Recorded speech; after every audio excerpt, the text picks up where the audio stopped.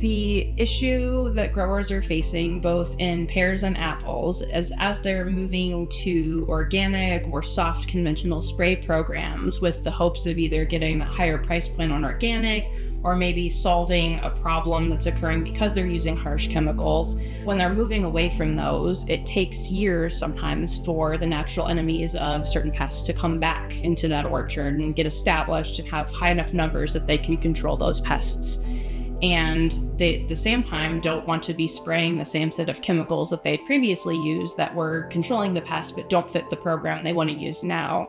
So the question is, what do I do in that scenario where I've got 2, maybe 3 years where I'm having new pest outbreaks, but I don't want to switch back to the spray program that I was using previously? There are a lot of natural enemies that are commercially available. You can purchase them from an insectary, they get mailed to you overnight, and you release them. That industry is almost entirely based on the needs of greenhouse growers. There is no greenhouse that I can think of in the entire world that wants their greenhouse to be full of earwigs, in part because earwigs can be pests in certain circumstances. They'd love to chew on root vegetables, anything that's touching a moist surface. So our growers, as they were becoming more interested in the benefits of earwigs from a conservation perspective, how can I protect what I already have in my orchard so they keep eating the pests? The question started to arise, where can I buy these? And the answer was nowhere, and I don't think anyone will ever make this a commercial product.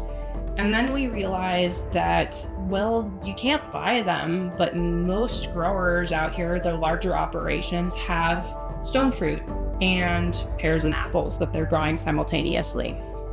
In stone fruit, earwigs are a known pest. The question became, can we turn a pest into a predator just by moving its location?